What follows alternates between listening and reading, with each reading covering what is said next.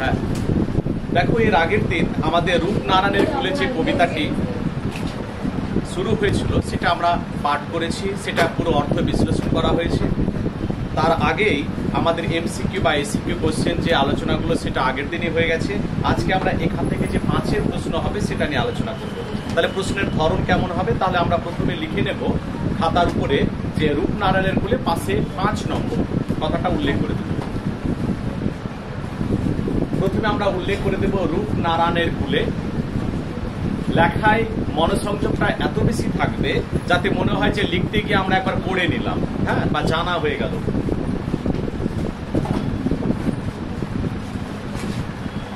প্রথমে উপরে লিখে নাও রূপনারায়ণের কুলে, করেছো? আর পাশে লিখে নাও 5 নম্বর। প্রথমে কোশ্চেনের আমরা ধরনগুলো আলোচনা করব। লেখো রূপনারায়ণের কুলে কবিতায়, রূপনারায়ণের কুলে কবিতায়, হ্যাঁ চলে এসো। হ্যাঁ প্রশ্ন, প্রথমে প্রশ্ন বলছি। কবিতায় জীবন ও মৃত্যু সম্পর্কে, রূপনারায়ণের কুলে কবিতায় জীবন ও মৃত্যু সম্পর্কে যে বাস্তব সত্য প্রকাশ পেয়েছে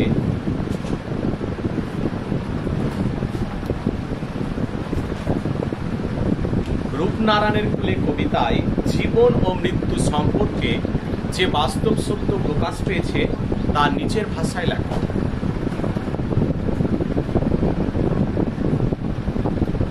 জীবন ও মৃত্যু সম্পর্কে যে বাস্তব সত্য প্রকাশ পেয়েছে তার নিজের ভাষায় লেখো। আচ্ছা, এটি সরাসরি প্রশ্ন না লাইন তুলে প্রশ্ন? বলো। সরাসরি। তোমরা 11-এ বলেছি যে প্রশ্ন হবে 2 ধরনের, কবিতা হোক, গল্প হোক, নাটক হোক। একটা নাটকের বা কবিতার লাইন তুলে প্রশ্ন করবে আর বলে দেবে বক্তাকে বা কখন বলা হয়েছে। আর একটি হয় সরাসরি কবিতা বা নাটক তুলে প্রশ্ন করবে। পাশে লিখে নেব 5, এর জন্য সরাসরি 5 পাবে। প্রশ্ন 2 বা অথবা দিয়ে লিখতে পারো। রূপনারায়ণের কুলে জেগে উঠিলাম। রূপনারায়ণের কুলে, বানানটি এতটাই লক্ষ্য রাখবে। রূপ আমি কিন্তু আগের দিন বললাম রয়ে দীর্ঘ হয়, হ্যাঁ, বানানটি ভুল করবে না। রূপনারায়ণের কুলে, নারায়ণ কথাটা নয় কিন্তু, অনেকে দেখি নারায়ণ উল্লেখ করে। রূপনারায়ণের কুলে জেগে উঠিলাম, হাইফেন দিয়ে প্রশ্ন করবে বক্তাকে, হ্যাঁ চলে এসো, বক্তাকে। ওর সঙ্গে জেগে উঠার অর্থ কি? জেগে উঠার অর্থ কি?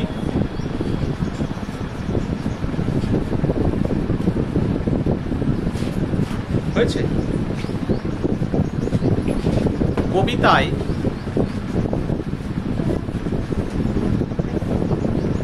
জীবনকে নদীর সঙ্গে তুলনা কেন করা হয়েছে? কবিতায় জীবনকে নদীর সঙ্গে কেন তুলনা করা হয়েছে?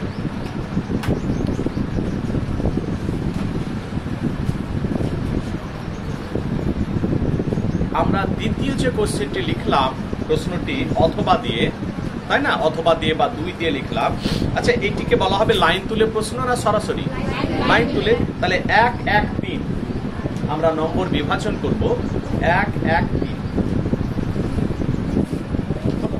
পরের প্রশ্ন আমরা উল্লেখ করব। সত্য যে কঠিন, অথবা দিয়ে বা 3 দিয়ে লিখতে পারো। তোমরা জানো আমাদের উত্তর একটাই হবে, হ্যাঁ, সত্য যে কঠিন। হাইফেন দিয়ে প্রশ্ন করো কবি সত্যকে কঠিন বলেছেন কেন? কবি সত্যকে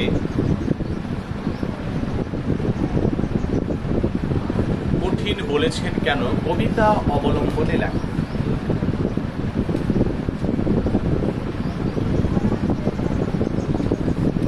কবিতা অবলম্বনে লেখো। 5 সরাসরি। আর একটি প্রশ্ন দেব, শেষ প্রশ্ন। জানিলাম এ জগৎ স্বপ্ন নয়। পরে প্রশ্ন আমরা উল্লেখ করব, জানিলাম এ জগৎ স্বপ্ন নয়।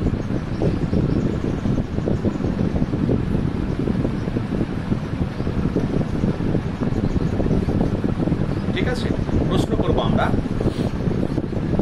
কবি কিভাবে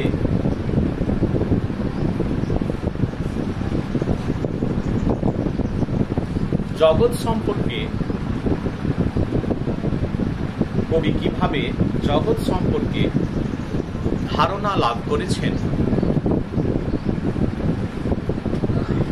কবি কিভাবে জগৎ সম্পর্কে ধারণা লাভ করেছেন তা লেখো। এর জন্য সরাসরি 5 হলো। আমরা যদি 5-এর উত্তরটা শুরু করতে যাই, এবার এতগুলো প্রশ্ন হলো, পরে প্রশ্ন অনুযায়ী আমরা উত্তরটা বুঝে নিতে পারবো। তাহলে উত্তরটা শুরু করবো আমরা কিভাবে, সবে আলোচনা করি। চলো লেখো। বিশ্বকবি রবীন্দ্রনাথ ঠাকুরের লেখা প্রায় 20 মিনিটে শেষ করবো, দিয়ে নতুন একটা শুরু করবো আবার। বিশ্বকবি রবীন্দ্রনাথ ঠাকুরের লেখা জীবন ও মৃত্যু সম্পর্কে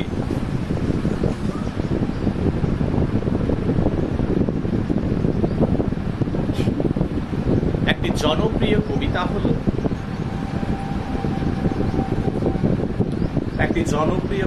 হলো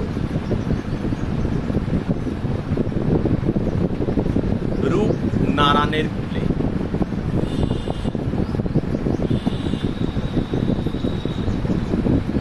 রূপ নারায়ণের কুলে দাঁড়িয়ে দিয়ে এই কবিতাটি, একটু হাতের স্পিড বাড়বে তোমাদের, হ্যাঁ। এই কবিতাটি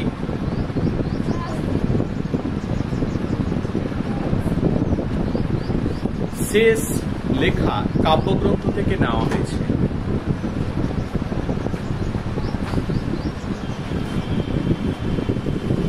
শেষ লেখা কাব্যগ্রন্থ থেকে নেওয়া হয়েছে।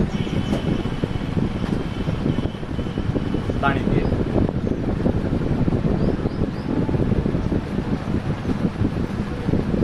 এই কবিতায়, দাঁড়িয়ে দিয়ে লিখছি, এই কবিতায় হাইফেন কোটেশন ব্যবহার করব। জীবনের একেবারে শেষ প্রান্তে পৌঁছে, কোটেশনে লিখব। এই কবিতায়, এই লাইটগুলো দাও, তোমাদের অন্ধকার হতে পারে, দাও লাইটগুলো দিয়ে দাও। এই কবিতায় জীবনের একেবারে শেষ প্রান্তে পৌঁছে জগৎ, জীবন ও মৃত্যু সম্পর্কে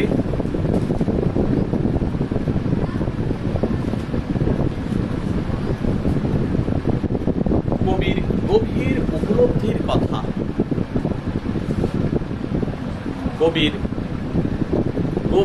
উপলব্ধির কথা, প্রকাশ পেয়েছে। কবির গভীর উপলব্ধির কথা প্রকাশ পেয়েছে। হয়ে গেছে, দাঁড়িয়ে দাও, কোটেশন শেষ করো। পরের পয়েন্ট ব্যবহার করব আমরা, রচনাকাল ও স্থান। এইখানে ফাঁকা রেখেছিলে, এটা করতে পারবে না। রচনাকাল ও স্থান।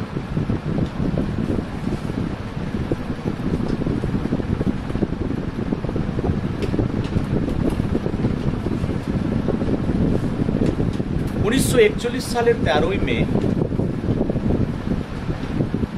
1941 সালের 13ই মে রাত্রি 3:15 মিনিটে, হ্যাঁ রাত্রি 3:15 মিনিটে শান্তি নিকেতনের উদয়ন গৃহে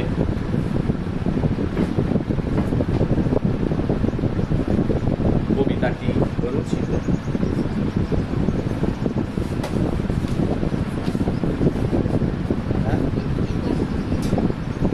হ্যাঁ একটু চেঞ্জ করছি, মানে তোমাদের সবসময় একরকম রাখছি না, একটু চেঞ্জ করছি।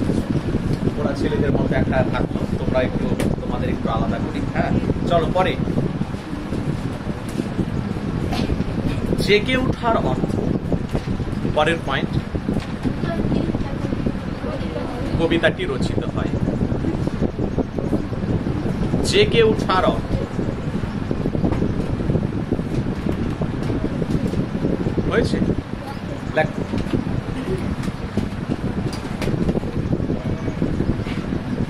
জীবনের একেবারে শেষ প্রান্তে পৌঁছে কবি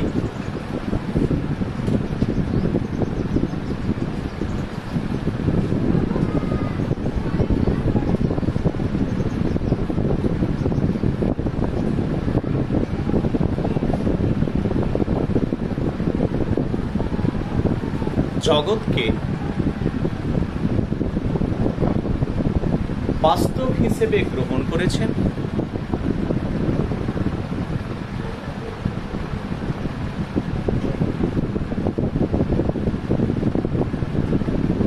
এবং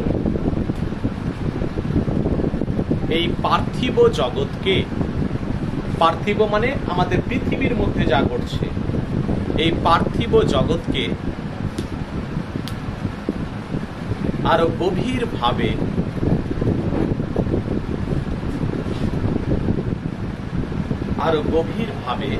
উপলব্ধি করেছে, আরো গভীরভাবে উপলব্ধি করেছে।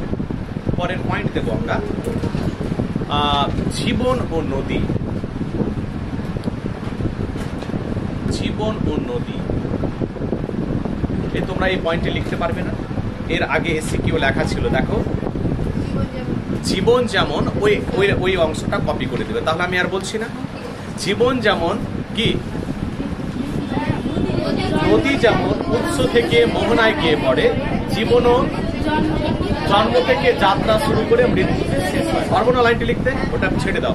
পরের পয়েন্ট চলে যাও, পরের পয়েন্ট, রক্তের অক্ষর। রক্তের অক্ষর, এখানে রক্তের অক্ষর বলতে, এখানে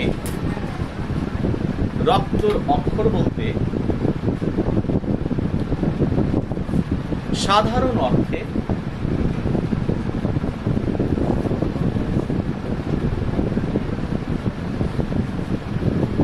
রক্তের বিন্দুতে বিন্দুতে বোঝানো হয়েছে। রক্তের বিন্দুতে বিন্দুতে বোঝানো হয়েছে।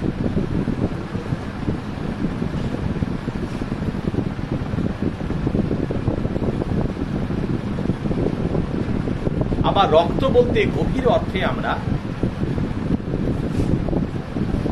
আবার রক্ত বলতে গভীর অর্থে আমরা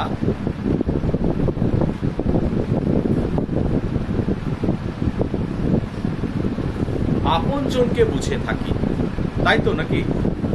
রক্ত বলতে গভীর অর্থে আমরা আপনজনকে বুঝে থাকি।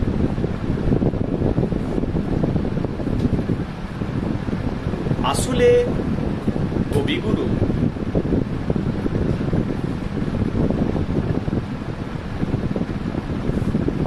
জীবনে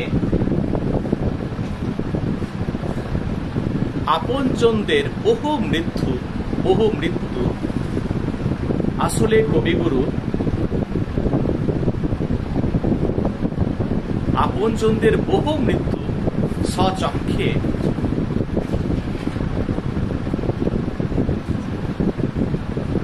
দেখেছেন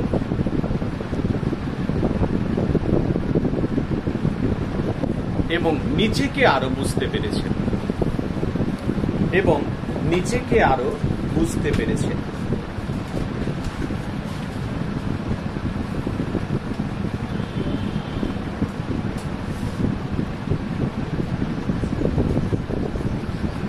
হয়েছে? পরের পয়েন্ট ব্যবহার করবো আমরা,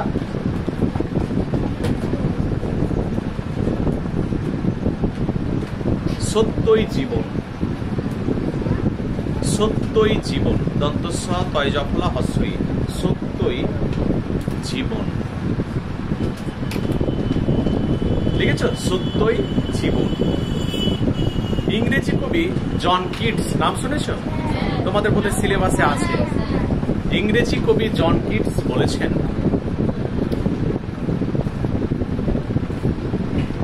ইংরেজি কবি জন কিটস বলেছেন,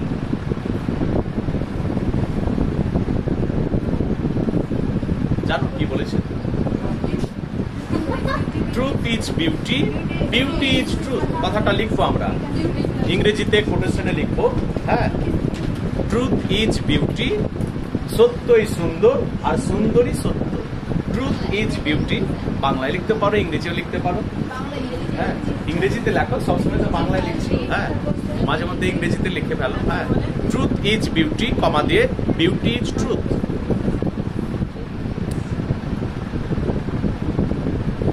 বাম দিক থেকে লিখবো আমরা, অর্থাৎ সত্যই সুন্দর, কমা দিয়ে সুন্দরই সত্য।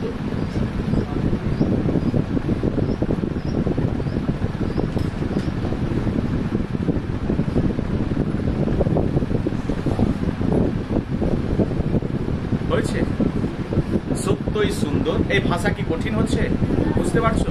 সত্যই সুন্দর, কমা দিয়ে সুন্দরই সত্য, দাঁড়িয়ে দিয়ে এই কঠিন সত্যকে, এই কঠিন, আচ্ছা সত্যটা আমাদের কাছে কি কঠিন? দেখবে তুমি সব সময় যদি একেবারে সত্যি কথা বলো তাহলে চলতে পারবে না জীবনে চলার পথে। দেখবে একবারে পুরো আমি আজকে একটাও মিথ্যে কথা বলবো না, দেখবে চলতে পারবে না আমরা। হ্যাঁ, আমরা অনেক সময় এ করি। হ্যাঁ, ধরো কেউ যদি দেখতে একটু কালো বা শ্যামবর্ণ হয়, সত্যি কথা এটাই, সে দেখতে শ্যামবর্ণ বা কালো। হ্যাঁ, কিন্তু আমি যদি তাকে বলি যে ও না দেখতে একেবারে কালোই, সত্যি কথা এটা ও কালো, কিন্তু আমি যদি বলি, কিন্তু এই কঠিন সত্যটা তার কাছে কি হয়? অপ্রিয় হয়ে যায়, হয় না?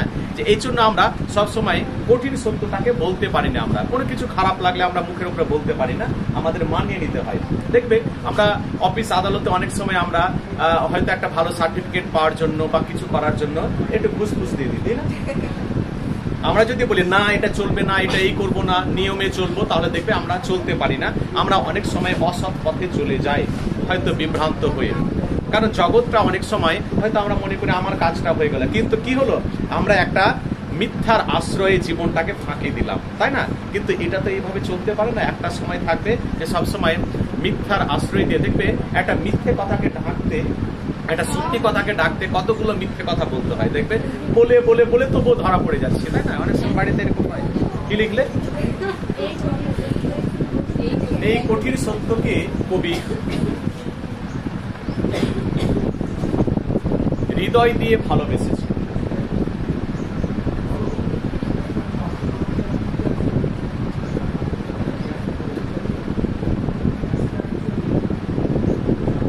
হৃদয় দিয়ে ভালোবেসেছেন, কেননা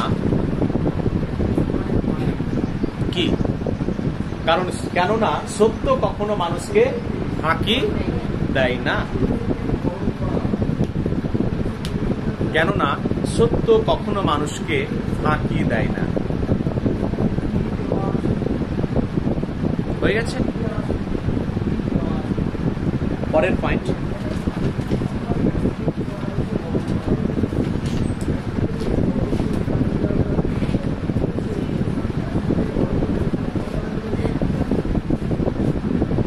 সত্যের মূল্য লাভ।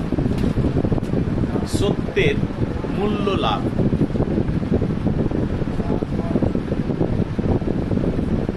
সত্যের মূল্য লাভ।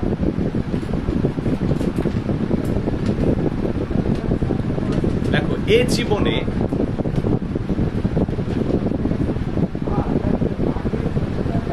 দুঃখের সাধনার মাধ্যমে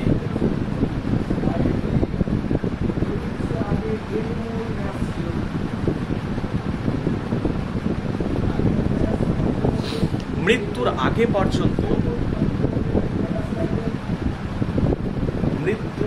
পর্যন্ত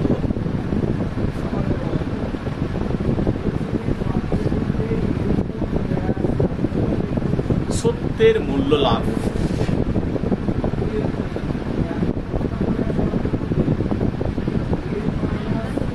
করা যাবে।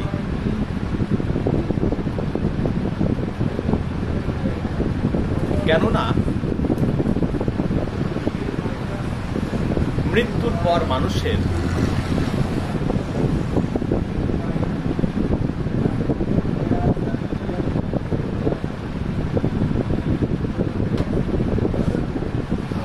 সত্যের মূল্য লাভ করা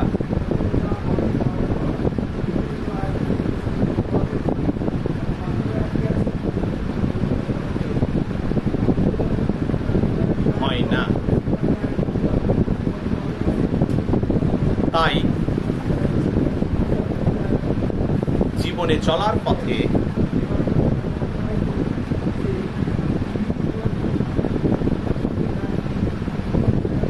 আমাদেরকে মানবিক গুণাবলীর মাধ্যমে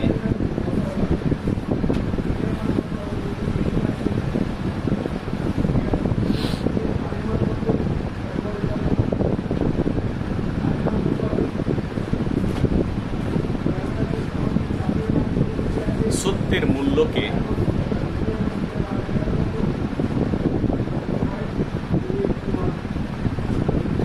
উপলব্ধি করতে হবে।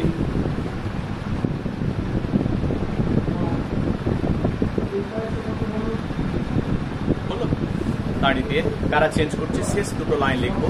তাই সবশেষে বলা যায় যে, প্যারা চেঞ্জ করছি, একটা বক্স করে দেওয়া পাশে, তাই একবারে পাশে পাশে অত দূর হয় না, এইরকম জায়গায় করবে, তবে মনে হবে যে চেঞ্জ করা হলো। তাই সবশেষে বলা যায় যে, দেখেছ,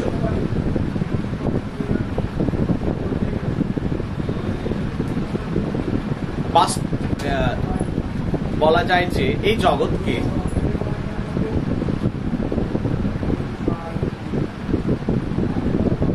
কবি সত্য হিসেবে গ্রহণ করেছেন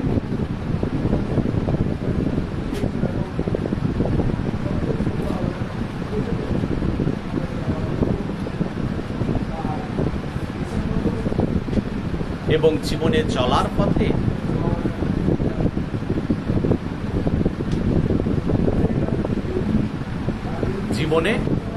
পথে বহু আঘাতে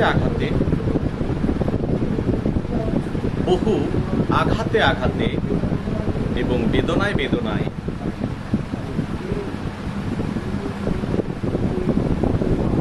নিজেকে আরো চিনতে পেরেছেন।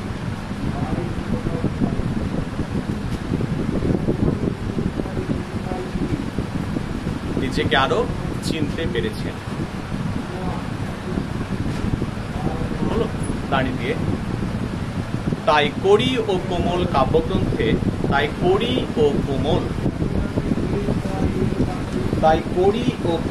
বানানটি লিখতে পারবে? কড়ি,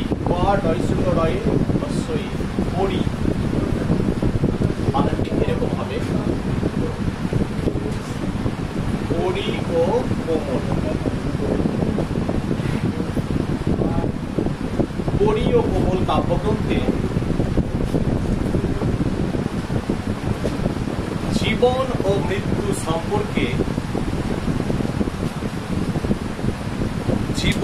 মৃত্যু সম্পর্কে কবি নিজেই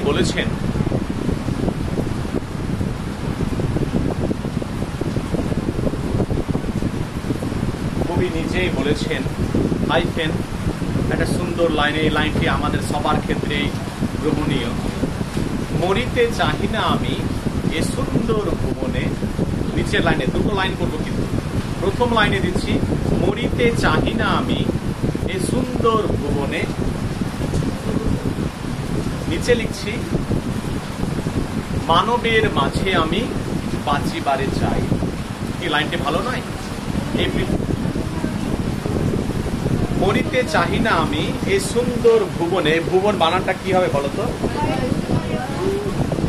হ্যাঁ, ভয়ে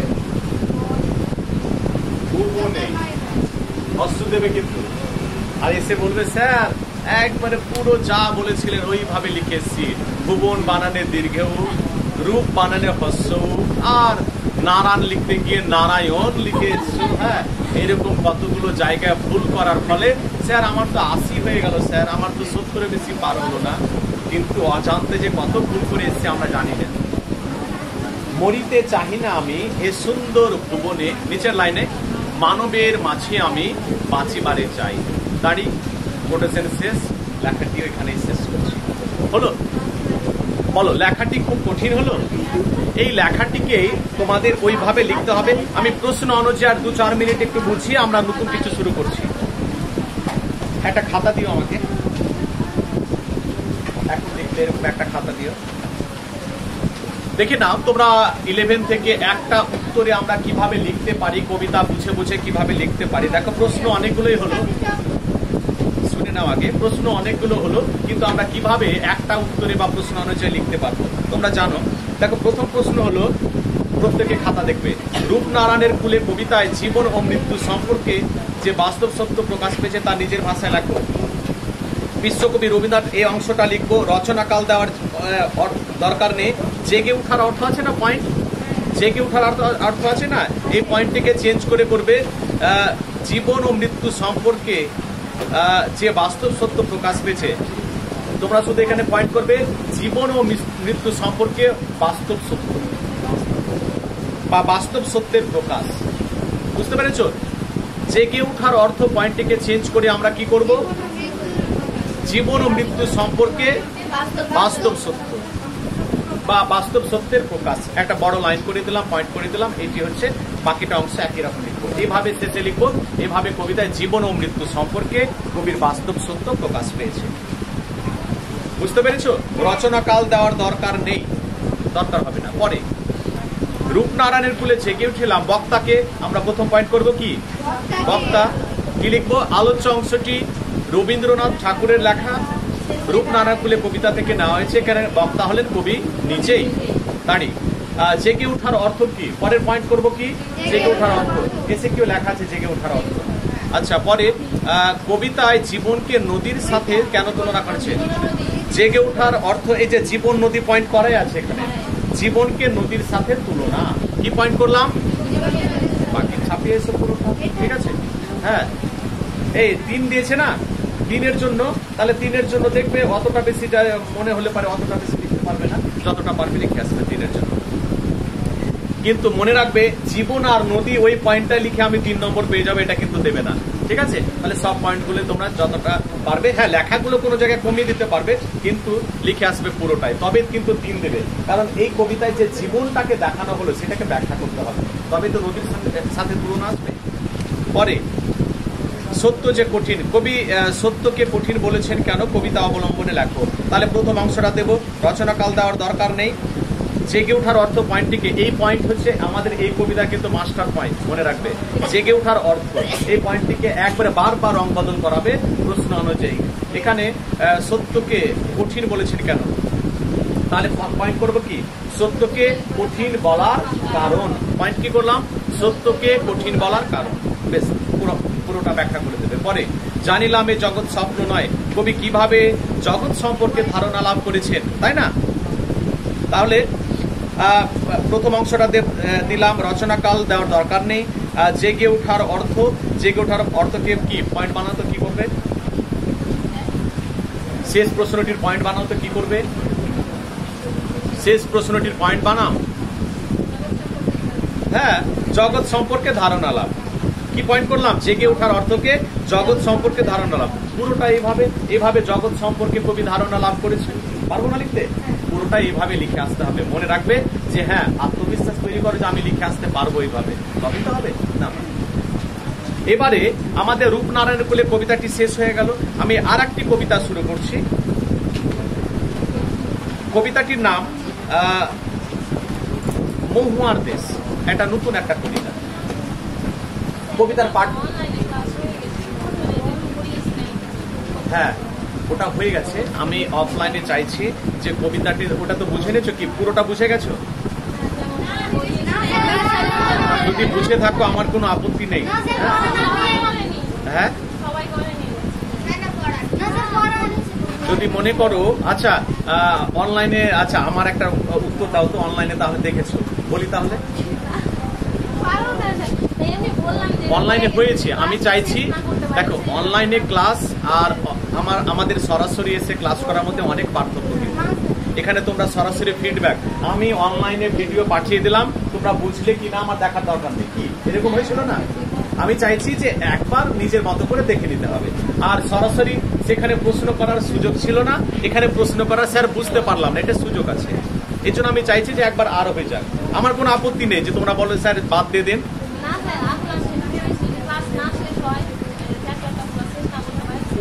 সব শেষ হবে। আরে আমি তো আছি, আমার একটু সুস্থতা, তোমরাও সুস্থ থাকো, সব শেষ হয়ে যাবে। অত ভাবছো কেন? একদম সব শেষ হবে। এই বলি, আর তোমাদের সিলেবাসেও কাটছাটের ব্যাপারে চলছে, যে সিলেবাসে তোমাদের পরীক্ষা মনে রাখবে, হয় সিলেবাসকে কমিয়ে দেওয়া হবে, নাহলে পরীক্ষা পিছিয়ে যাবে। যতক্ষণ না কোনো নির্দেশিকা স্কুলে এসেছে বলতে পারবো না। আকাশে বাতাসে অনেক কথায় ভাসবে, কিন্তু নির্দেশিকা আসলে একটা জায়গায়। তবে খেয়াল রাখতে হবে আমরা সিলেবাসটিকে যতটা পারবো শেষ করবো, তারপরে দেখবো। আচ্ছা, পরে শুরু করছি একটি কবিতা। এই খাতাটি দিয়ে দাও না।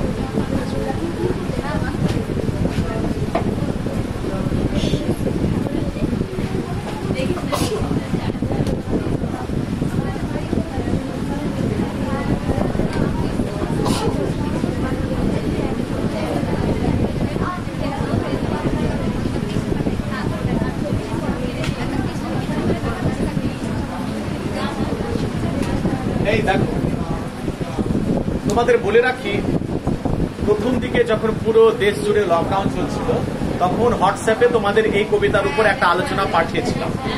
এবার আমি চাইছি যে কয়েক মিনিট বা 10 মিনিটের মধ্যে কবিতাটিকে আবার তোমাদের বুঝিয়ে দিই। প্রথমবার বোঝানোর পর সেখানে যেটা আলোচনা হয়নি, কি যে প্রশ্ন উত্তর পর্ব আমাদের হয়নি, এসএকিউ কি হবে, এমসিকিউ কি হবে, বা বড় প্রশ্ন কি হবে, এইভাবে আলোচনা আমরা হয়নি।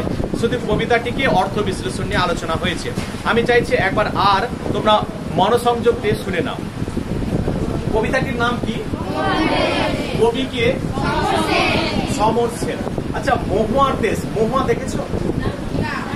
দেখেছো? দেখো। আচ্ছা, আগামী দিন থেকে যেহেতু আমার মোবাইলটি এখানে বন্ধ হয়ে যাচ্ছে, মানে এখানে ব্যস্ত হয়ে যাচ্ছে, আগামী দিন থেকে কি করে আমি তোমাদের ভিডিও গুলো দেখাবো বুঝতে পারছি না। মোবাইলটা একটু অফ করে দেবো, হ্যাঁ, মাঝে মধ্যে মোবাইলটা করে, কারণ মহুয়ার দেশ, মহুয়া যদি গাছই না দেখায়, তাহলে মহুয়ার দেশটাকে যদি না দেখায় তাহলে কেমন হয়? ঠিক আছে, আগামী দিন আজকে নয়, আগামী দিন থেকে আমি দেখাবো। আগে দেখিয়ে দেবো, তারপরে ভিডিও রেকর্ড করে তোমাদের বলে রাখি পরের দিন থেকে। হ্যাঁ, মহুয়ার দেশ, হ্যাঁ, এটাও নিতে হয় যে 10 মিনিট একটু দেখতে। ঠিক আছে, দেখো। আচ্ছা, শুরু করি তাহলে। মহুয়ার দেশ। আচ্ছা, আমরা কোন জেলায় বাস করি? সবাই তো না, বাইরের কেউ আছে? আচ্ছা, মালদায় যদি বা আমাদের বাড়ির আশেপাশে যদি আমের গাছ বেশি থাকে, তাহলে সেটাকে কোন কি দেশ বলা হবে? আমরা যদি কলকাতায় যাই বা অন্য একটা রাজ্যে বা অন্য একটা জেলায় যাই, তাহলে বাড়ি কোথায়? যদি বলে বাড়ি কোথায়, মেয়েরা তোমাকে দেখলে আমার এখনো মনে হয় যে হ্যাঁ, নাটকে এত অভিনয় করেছে, ভালো। হ্যাঁ হ্যাঁ, ও একবারে এত ভালো অভিনয় করেছিল না, এবং সে আঞ্চলিক ভাষায় অভিনয়, হ্যাঁ, দারুণ দারুণ। হ্যাঁ, কত সুন্দর আমাদের জীবনটা চলছিল, তাই না? আর করোনার থাবা এসে মানুষের জীবনটাকে কোন দিকে রদ বদল করে দিল, তাই না? মানুষ মনে হচ্ছে হাসতে ভুলে গেছে, এরকম মনে হয় না? তো যাই হোক, চেষ্টা করবে। হ্যাঁ, ক্লাসগুলো শুরু হলো আগামী দিন থেকে। আমার মনে হয় যে ফুল ক্লাস শুরু হয়ে যাচ্ছে এখানে রুটিন অনুযায়ী। হ্যাঁ, আবাসিক করবে কিনা জানি না, তবে একটা পার্মানেন্ট একটা রুটিন হয়ে যাবে।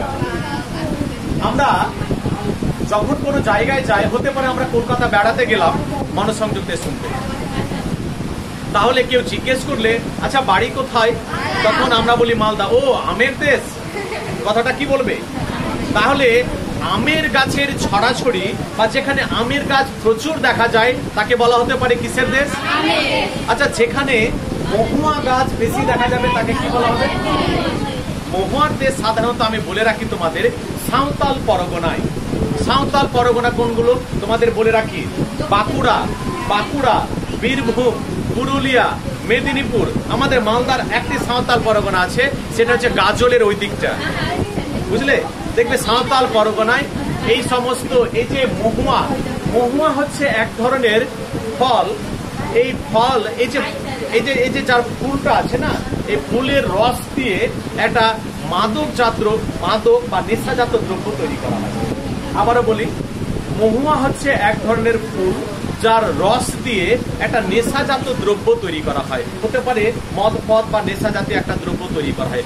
মহুয়া যে একটু টক জাতীয় ফল এবং এটা নেশাজাত দ্রব্য তৈরি করার ক্ষেত্রে ব্যবহার করা হয়। তাহলে কবিতাটির অর্থ কি তোমরা নেশাজাত দ্রব্য তৈরি করা এটাই ভাবো? না, মহুয়া গাছ দেখতে এতটাই ভালো এবং এমন একটা সুন্দর একটা প্রাকৃতিক দৃশ্য, যেখানে গাছগুলো থাকে, দেখবে কোনো জায়গায় আম গাছগুলো এমন ভাবে সারিবদ্ধ সাজানো আছে, দেখতে ভালো লাগে। ঠিক একই রকম ভাবে এই বৃষ্টি, হ্যাঁ ওইদিকে মন চলে যাচ্ছে বৃষ্টিতে, তো সরে যাও, একটু সরে যাও, এদিকে চেপে যাও। বা এইদিকে চলে এসো না, সামনে 3 জন বসে আছে, 4 জন করে নাও, 4 জন করে নাও। তাহলে এই শুনে নাও, তাহলে এই যে মহুয়া গাছ এত সুন্দর দেখতে, তার বাগানটা আমরা দেখবো, ভিডিওতে দেখবো নিশ্চয়ই, যে মহুয়া গাছটা দেখতে কত ভালো লাগে। হ্যাঁ, তবে বলে রাখি তার যে প্রাকৃতিক সৌন্দর্য এই কবিতায় প্রকাশ পেয়েছে, যে মহুয়ার দেশে গেলে কতটাই আনন্দ পাওয়া যায়। কবি, আচ্ছা ধরে রাখো, আমি একটা মনের একটা আনন্দ নিয়ে আর মনে একটা স্বপ্ন দেখলাম যে একসময় আমি এই মহুয়ার দেশে বা মহুয়ার বাগানে গিয়ে আমার জীবনটাকে একটু অন্যভাবে কাটাবো। মানে কত একটা সুন্দর স্বপ্ন। কিন্তু আমরা দেখবো এই কবিতায় কবির স্বপ্নটি কি পূরণ হয়েছে না হয়নি? হয়নি, তাই না? হয়নি। আচ্ছা ঠিক আছে, আমরা দেখে নেব। তোমাদের বলে রাখি, মহুয়ার দেশ কবিতাটির উৎস হচ্ছে কয়েকটি কবিতা। তোমরা উৎসটা লিখে রাখতে পারো, কয়েকটি কবিতা।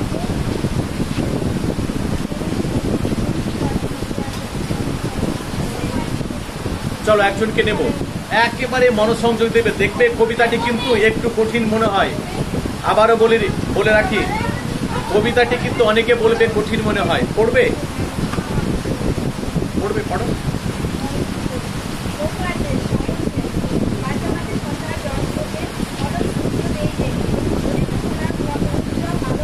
ঠিক, মাঝে মাঝে কখনো মানে কখনো সন্ধ্যার জলস্রোতে। তাহলে কোন বেলাকার চিত্র কবি তুলে ধরছেন? সন্ধ্যাবেলা। অলস সূর্যোদয় একে, সূর্যকে এখানে অলস বলা হলো কেন? কারণ আমরা জানি সারাদিন আলো দেওয়ার ফলে সূর্যের আলো সন্ধ্যাবেলা কি হয়? কমে যায়। সেই জন্য সূর্যকে কি বলা হয়েছে? অলস। অলস সূর্য কি এঁকে দেয়? গলিত সোনার মতো উজ্জ্বল আলোর স্তম্ভ। গলিত মানে সোনাকে যখন গলানো হয় তার যে টকটকে যে রংটা, আবারও বলি, সোনাকে যখন গলানো হয় তার একটা রং থাকে, তো তার যে রংটা ঠিক একই রকম ভাবে সূর্যের যে আলোর স্তম্ভটা একই রকম ভাবে তৈরি হয়ে যায়। আলোর স্তম্ভ আমরা যাকে ইংরেজিতে বলি পিলার, তাই না? আলোর স্তম্ভ কোনটা? দেখবে তোমরা বিশেষ করে হিন্দি যে এগুলো হয়, ডান্স রিয়ালিটি শো গুলো হয়, সেখানে দেখবে যে একজন নাচ করছে আর উপর থেকে একটা লাইট শুধুমাত্র তাকে ফোকাস করছে, হয় না? দেখুনি, দেখে মনে হয় না যে একটা পিলার তৈরি হয়ে গেল? কি দেখেছো না? দেখুনি। ঠিক একই রকম ভাবে কবি বলছেন মাঝে মাঝে শহরে দেখা যায়, কবি কোথাকার বর্ণনা দিচ্ছেন? মাঝে মাঝে শহরে দেখা যায় যে সন্ধ্যাবেলায় সূর্য অলস হয়ে পড়ে এবং দেখা যায় যে সে একটা তৈরি করে জলের স্রোতে একটা আলোর স্তম্ভ বা পিলার গুলো তৈরি করে। কে তৈরি করলো? কোথায়? শহরের পরিবেশে। কখন? জায়গাটি বুঝতে পেরেছো? ঠিক পরের লাইনে, আর আগুন লাগে জলের অন্ধকারে ধূসরখানায়, এবং সেই সূর্যের আলোটা যখন ধূসরখানায় বা জলের উপর পড়ে দেখে মনে হয় আগুন লেগে গেছে। দেখবে আমরা রাস্তা দিয়ে যাচ্ছি, প্রচন্ড রোদ, পিচ ঢালা রাস্তা যদি হয় তাহলে দেখবে মরিচিকা আমরা অনেক সময় কি করি যে বোধ হয় এখানে দাও দাও করে একটা আগুন জ্বলে, তাই না? মনে হয় না জায়গাটিকে? ঠিক একই রকম ভাবে সূর্যের আলো যখন জলের অন্ধকারে বা ধূসর খানার উপর পড়ে তখন দেখে মনে হয় কি যে আগুন লেগে গেছে। কবির কল্পনা, কিন্তু তোমরা আবার বিজ্ঞানের দিক থেকে বলো কিভাবে আগুন লাগে স্যার? হ্যাঁ, এটা কবির কল্পনা। হ্যাঁ, মনে হচ্ছে জলের অন্ধকারে আগুন লেগে গেছে।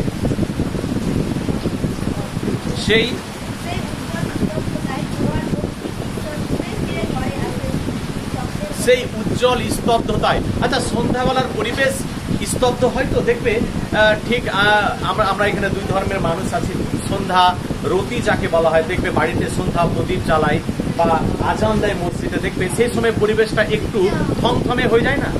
মুহূর্তের মধ্যে মনে হয় যে মানুষের আর সারা শব্দ নেই, এরকম মনে হয়। দেখবে স্তব্ধ মানে হচ্ছে থমথমে পরিবেশ। আমরা জানি সন্ধ্যাবেলায় পরিবেশটা কেমন হয়? স্তব্ধ, থমথমে হয়ে যায় এবং ধোঁয়ার বঙ্কিম নিঃশ্বাস ঘুরে ফিরে আসে। ধোঁয়ার বঙ্কিম মানে বাঁকা, ধোঁয়ার বঙ্কিম নিঃশ্বাস ঘুরে ফিরে আসে। আচ্ছা, শহরে যে ধোঁয়ার বঙ্কিম নিঃশ্বাস, আচ্ছা শহরে আমরা কিসের ধোঁয়া দেখতে পাই? গাড়ি ঘোড়ার ধোঁয়া। চারিদিকে বঙ্কি মানে বাঁকা, কিন্তু এখানে চক্রাকারে কি করে আসে? ঘুরে ফিরে আসে শীতের দুঃস্বপ্নের মতো। দেখো লাইনটি কি বললেন শেষে? শীতের দুঃস্বপ্নের মতো। আচ্ছা, শীতকালে ধরো ঘুমিয়ে আছে, কিন্তু ঘুমিয়ে উঠে যখন সকাল হলো তখন যদি চারিদিকে কুয়াশা দেখি, হ্যাঁ, বা কুয়াশার পরিবেশ দেখি, তাহলে পরিবেশটা ভালো লাগে না একবারে গনগনে রোদ বা ঝলমলে রোদ যদি দেখি তাহলে ভালো লাগে? বলো। নিশ্চয়ই। আবার অনেকে বলবে না স্যার আমার কুয়াশা দেখতে খুব ভালো লাগে, হতে পারে, কিন্তু মনে রাখবে কুয়াশার পরে যখন ঝলমলে রোদটা উঠে যায় না, দেখবে আমরা প্রত্যেকেই ভালো লাগে। কিন্তু তাহলে কবি কি বললেন যে সেই স্তব্ধতায়, অর্থাৎ সেই থমথমে পরিবেশে কোথাকার? হ্যাঁ, ধোঁয়ার বঙ্কিম নিঃশ্বাস, অর্থাৎ কলকারখানা গাড়ি ঘোড়ার ধোঁয়া একবারে চক্রাকারে বারবার ঘুরে ফিরে আসে। দেখে মনে হয় শীতকালে উঠে কোনো একটা দুঃস্বপ্ন দেখলাম। দুঃস্বপ্নটা বলতে পেরেছি? বুঝতে পেরেছো শীতকালে দুঃস্বপ্নটা কিভাবে আমরা দেখি পরে? হ্যাঁ, এবার বলি, একটু থামাবো। মাঝে মাঝে থেকে শীতের দুঃস্বপ্নের মতো এই অংশটাকে ভাগ করে দাও, দিয়ে লিখে নাও যে কবির নিজ শহরের বর্ণনা। পাশে পয়েন্ট বানিয়ে নাও। বানিয়েছ? মাঝে মাঝে থেকে শুরু করে শীতের দুঃস্বপ্নের মতো এই অংশটাকে আমরা ভাগ করলাম। ভাগ করে নাম কি দিলাম? কবির নিজ শহরের বর্ণনা দিলেন। হলো? তাহলে ভাগটা আগে করে দিই, তোমাদের সুবিধা হবে। অনেক অনেক থেকে শুরু করে নামক মহুয়ার গন্ধ ভাগ করে দেওয়া। আবার মহুয়ার দেশের বর্ণনা। অনেক অনেক থেকে শুরু করে নামক মহুয়ার গন্ধ, এই অংশটাকে আবার ভাগ করে দেওয়া, আরো বুঝতে সুবিধা হবে। মহুয়ার দেশের বর্ণনা। এখানে অসহ্য থেকে শুরু করে ক্লান্ত দুঃস্বপ্ন মানে শেষ অংশ, ওটার নাম দাও কয়লা খনির বর্ণনা। তাহলে তিনটে ভাগে আমরা ভাগ করে দিলাম কবিতাটিকে বোঝার জন্য। কয়লা খনির বর্ণনা। এবার আমরা কোন অংশটা আলোচনা করছি? মহুয়ার দেশের বর্ণনা। এই বসে যাও। আরেকজন এই পড়বে, এখানে বলছিলে কে পড়বে? চলো উঠে যাও, উঠে যাও। অনেক অনেক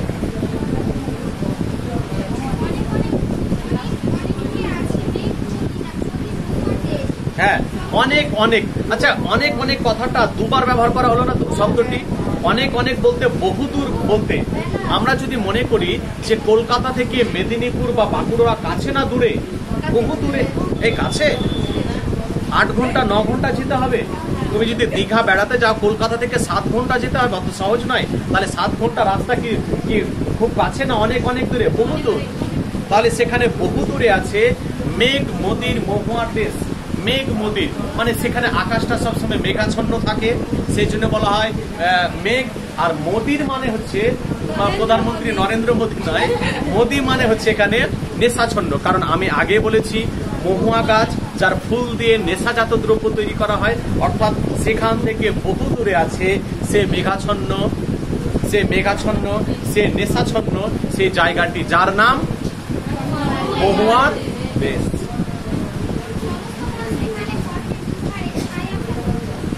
পরের লাইন,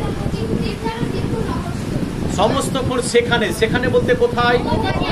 সমস্তক্ষণ মানে সারাক্ষণ সেখানে পথের দুধারে ছায়া ফেলে কোন গাছ? দেবদারু গাছ। আচ্ছা, পথের দুধারে তো গাছ সবসময় থাকে, তাই না? পথের দুধারে গাছ থাকে এবং দেবদারু গাছ সেখানে ছায়া ফেলে। দেবদারুর দীর্ঘ রহস্য, এখানে রহস্যটা কি তোমাদের বলে রাখি। যদি খানিকটা কোনো কিছু বুঝতে পারো আর খানিকটা বুঝতে পারলে না, সেটাকে রহস্য বলা হয়। ধরো সুশান্ত সিং রাজপুত এখন সব থেকে দেশের সব থেকে আলোচনায় আছে, তাই না? টিভিতে রোজ খবর দেখতে পাবে। সুশান্ত সিং রাজপুত মারা গেছে। আচ্ছা, তার মৃত্যুটি কি একবারে স্বাভাবিক না রহস্য? খানিকটা বোঝা যাচ্ছে যে সে সুইসাইড করেছে, আবার খানিকটা মিথ্যে না, তাই না? আচ্ছা, কোনো কিছু খানিকটা বুঝতে পারবে, খানিকটা পারবে না, সেটাকে কি বলি? তাহলে তার মৃত্যুটাকে আমরা কি বলতে পারি? রহস্য আছে, বলি না? ঠিক একই রকম ভাবে যে দেবদারু গাছ, দেখো কবি ব্যাখ্যাটা কিভাবে করছেন, যে সারাক্ষণ পথের দুধারে ছায়া ফেলছে কোন গাছ? দীর্ঘ রহস্য। রহস্যটা কি? রহস্যটা এটাই যে পথের দুধারে কোন গাছ আছে? সেই গাছ ভেদ করে সূর্যের আলো কখনো পথের দুধারে এসে পড়ে, কখনো আলো থাকে, কখনো ছায়া থাকে। আবারও বলি, কখনো আলো, কখনো ছায়া। খানিকটা বুঝতে পারলাম, খানিকটা পারলাম না, কি রহস্য বলা যায় না? এটাকে বলা হচ্ছে কবির রহস্য। খানিকটা বুঝতে পারলাম, খানিকটা পারলাম না, এটাকে রহস্য বলা হয় না? খানিকটা আলো, খানিকটা ছায়া, খানিকটা অন্ধকারে আছে আমি, বলেন অনেক সময়, না আমি একবারে পরিষ্কার, না আমি অন্ধকারে আছি, তাহলে এটাকে কি বলা হয়? রহস্য। তাহলে দেবদারুর দীর্ঘ রহস্যটা কি? যদি পরীক্ষা প্রশ্ন হয়, দেবদারুর দীর্ঘ রহস্য কি? দেবদারু গাছ ভেদ করে সূর্যের আলো কখনো এসে পড়ে, কখনো ছায়া থাকে, এটাকে বলা হয়েছে, এই আলো ছায়ার খেলাটাকে বলা হয় রহস্য। পরে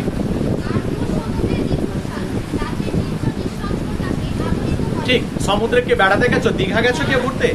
কোনোদিন যাবে যে সমুদ্রের দীর্ঘশ্বাস, কারণ সাঁওতাল পরগনার পাশে আছে সমুদ্র, সেখানে সমুদ্রের যে ঢেউয়ের যে গর্জন, দীর্ঘশ্বাস বলতে ঢেউয়ের কি গর্জন এতটাই হয় যে রাত্রে, তুমি যদি কোনো সময় রাত্রে সমুদ্রের পাশে থাকো আর ঢেউয়ের যদি গর্জন শোনো, নির্জন মানে জনহীন, মানুষজন নেই, নিঃসঙ্গতাকে, তুমি একাকী আছো, তোমাকে অবাক লাগিয়ে দেবে, হতাশ করে দেবে, কি কোথায় আছি আমি, বুঝতে পেরেছো? তাহলে আমরা কি বুঝতে পারলাম? দূর সমুদ্রের দীর্ঘশ্বাস আর দূরে সমুদ্রের যে গর্জন, আমি যদি রাত্রের পরিবেশে নির্জন একাকী থাকি, তাহলে আমাকে কি করে দেবে? অবাক লাগিয়ে দেবে, এতটাই সমুদ্রের ঢেউয়ের গর্জন হয়। পরে ঠিক, আচ্ছা, কবি ক্লান্ত কেন বললেন? আমার ক্লান্তির উপর ঝরুক, তাহলে কবি কি ক্লান্ত? কিভাবে? কারণ শহরের পরিবেশে এইদিকে গাড়ির ধোয়া, কলকারখানার ধোয়া, চক্রাকারে বারবার আস্তে আস্তে কবির এই ঘিঞ্জি পরিবেশ বা শহরের পরিবেশটা কবির একটু ভালো লাগে না। কবি চেয়েছেন মহুয়ার দেশে, দেখো কেউ চাইছে যে মহুয়ার দেশে গিয়ে সারাক্ষণ একবারে ঘুরে আসবো। দেখবে তুমি যদি কোনো তোমার বন্ধুকে কোনোদিন কাউকে ডাকো বা তোমাদের বান্ধবীকে ডাকো, এ আমার ওখানে না প্রচুর লিচুর বাগান আছে বা লিচুর গাছ আছে আমার বাড়ির আশপাশে, এই তোদের ওখানে লিচুর বাগান যাবো ঘুরতে, বা পেয়ারা গাছের এত পেয়ারা গাছ, কলার গাছ, একদিন বেড়াতে যাবো। দেখবে যে কোনোদিন যা দেখেনি তার দেখার একটা চাহিদা থাকে। কলকাতার মানুষকে যদি নিয়ে আসো, তাহলে দেখবে আম গাছ দেখে এসে বলবে, এত সুন্দর, কি সুন্দর আম গাছ রে, হ্যাঁ বুঝলে, কি সুন্দর আম গাছ, বা দারুণ দেখতে। পাশে দিয়ে হয়তো একটা ছেলে হয়তো হেঁটে যাচ্ছে আমাদের গ্রামের, আবার তাকে দেখছে, আম গাছ কোনোদিন দেখেছি কি দেখেনি, আমরা কোনোদিন সৌন্দর্য আম গাছে দেখতেই পেলাম না, আর এই আবার বলছে কি সুন্দর আম গাছ, বুঝতে পেরেছো? দেখবে আমরা রাস্তা দিয়ে হাঁটতে হাঁটতে অনেক সময় এই যে এইগুলো জমিগুলো থাকে, সেখানে দেখবে সরষে ক্ষেত, তাই না? অনেক সময় আমরা ছবি করি, হ্যাঁ অনেক সময় ছবি করি, দেখবে কেউ সরষে করে, বাহ কি সুন্দর সরষে ক্ষেত, দারুণ দারুণ, হ্যাঁ এত সুন্দর দৃশ্য, বলি না আমরা? আর যারা চাষি বা কৃষক, যারা সরষের ক্ষেতে কাজ করে, তারা মনে মনে হয়তো ভাবে একদিন এসে দেখ কত তারা সৌন্দর্য পাস, একদিন পরিশ্রম করে দেয়, বুঝতে পেরেছো? যা দেখিনি আমরা, তার চাহিদাটা আমাদের অনেক সময় থাকে। কবি ক্লান্ত। কবি ক্লান্ত কেন? কবি কোন পরিবেশের মানুষ? শহরের পরিবেশে তিনি ধোঁয়ায়, কলকারখানার ধোঁয়া, গাড়ি ঘোড়ার ধোঁয়া, চক্রাকারে বারবার ঘুরে ফিরে আসে, এই পরিবেশে তিনি ক্লান্ত হয়ে পড়েছেন। সেই জন্য কবি চাইছেন কয়েকদিনের জন্য আমি মহুয়ার দেশে বেড়াতে যাব, সেখানকার যে গাছপালা, সেখানকার যে সবুজ গাছপালা এবং বাগানটাকে একেবারে আমি দু চোখ ভরে দেখে আসবো। এই জন্য কবি বলছেন, আমি আমার ক্লান্তির উপর ঝরুক মহুয়া ফুল, আমি চাইছি মহুয়া ফুলের সুগন্ধ আমি হৃদয় দিয়ে আজকে উপভোগ করব। কবির স্বপ্ন কি পূরণ হবে? পরের অংশে আমরা দেখে নেব। বসে যাও, আরেকজনকে নেব। এই মনটা একটু কেমন হয়ে আছে, মনটা ভালো লাগছে না বাড়িতে কি? হ্যাঁ, তোমাকে বলছি, তোমার তো মন ওরকম থাকে না। এই পাশের জন পড়ো। এই কবিতাটি বুঝতে পারছো? একেবারে যেভাবে বললাম সেভাবে নেবে। হ্যাঁ, এখানে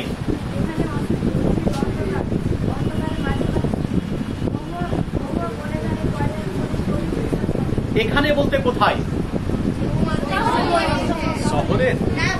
এর আগের বর্ণনা তো মহুয়ার দেশে। এখানে বলতে মহুয়ার দেশে।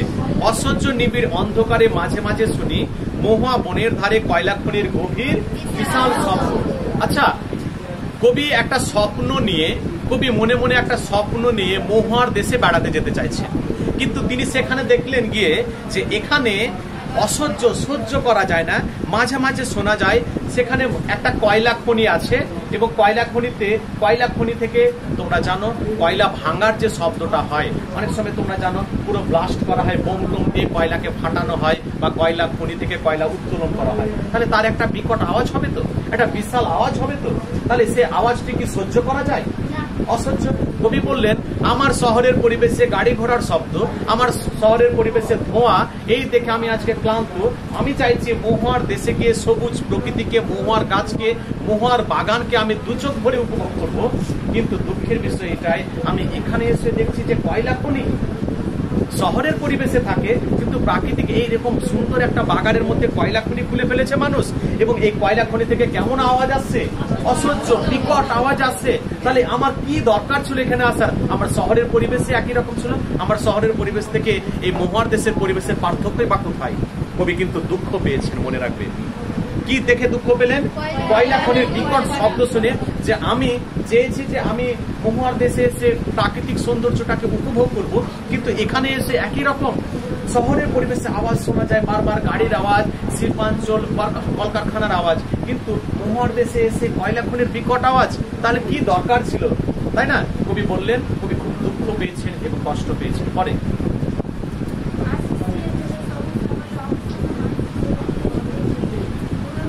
ঠিক, আর শিশির ভেজা সবুজ সকালে, কিন্তু মহুয়ার দেশে কবি একদিকে দেখতে পাচ্ছেন, আচ্ছা শিশির ভেজা সবুজ সকাল, সবুজ ঘাসের উপর যদি শিশির বিন্দু থাকে, তাহলে সেটা হাঁটতে বলো বা সেটা দেখতে বলো আমাদের প্রত্যেকের ভালো লাগে।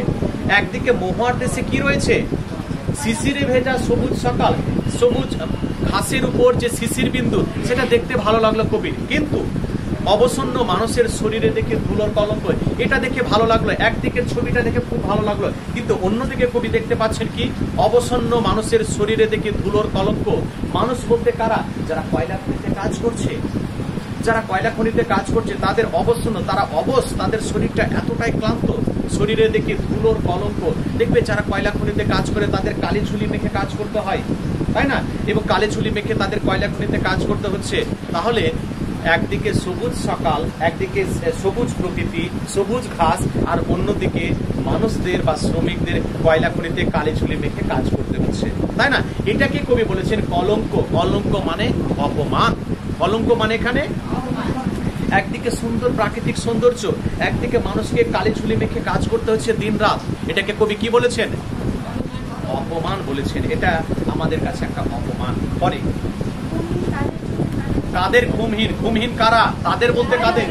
যারা কয়লা খনিতে কাজ করে, সে শ্রমিকদের। আচ্ছা, শ্রমিকদের ঘুমহীন কেন বলা হলো? কারণ আমরা অনেক সময় দেখি তারা সকালে উঠে অনেক সময় সকাল সকাল কাজে নেমে পড়তে হয়। একেবারে আমরা অনেক সময় 8টার সময় ঘুম থেকে উঠি, কিন্তু যারা কৃষক, যারা জমিতে কাজ করে, তারা কি দেখবে একবারে সকাল সকাল উঠে। এই জন্য তাদের অতটা ঘুমালে ঘুমহীন, কখন সকাল হবে কাজে নেমে পড়তে হবে, সেই জন্য কবি এটাকে বললেন ঘুমহীন। তাদের চোখে হানা দেয়। হানা দেয় মানে সবসময় আঘাত করে, যে বেশি ঘুমালে হবে না, তাড়াতাড়ি উঠে পড়ো আর তাড়াতাড়ি কাজে নেমে পড়ো। আঘাত, হানা দেয় মানে আঘাত করে। কিসের ক্লান্ত দুঃস্বপ্ন, কিসের ক্লান্ত দুঃস্বপ্ন। আমরা আগেই কবিতাটির ক্ষেত্রে একবার ক্লান্ত শব্দটা পেয়েছি। কোথায় পেয়েছিলাম? আমার ক্লান্তির উপর ঝরুক মহাপুর, দেখো আছে। তাহলে কবি শহরের পরিবেশে ক্লান্ত, কিন্তু সে ক্লান্তটা আমার ক্লান্ত কিসের ক্লান্ত? দুঃস্বপ্ন। তাহলে আমরা দেখলাম কবি শহরের পরিবেশে কি ছিলেন? শহরের পরিবেশে ক্লান্ত ছিলেন, কিন্তু শহরের পরিবেশে ক্লান্ত কবি একটা স্বপ্ন নিয়ে কোথায় গিয়েছিলেন? কিন্তু মহার দেশে গিয়ে ক্লান্ত কবির স্বপ্নটা কি হলো? শেষ পর্যন্ত দুঃস্বপ্নে পরিণত। বুঝতে পেরেছো কবিতাটি? এই হচ্ছে মহার দেশ কবিতাটি। এই কটা বাজলো? কারো ঘড়ি ফড়ি কিছু আছে? কিছুই নেই কারো? মোবাইল আছে? ও, তোমরা মোবাইল নিয়ে আসো এখন? বাহ, এই কটা বাজে দেখো তো।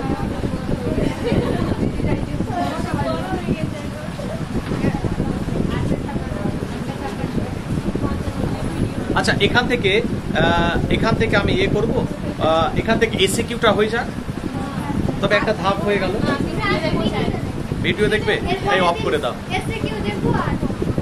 হ্যাঁ হ্যাঁ হ্যাঁ।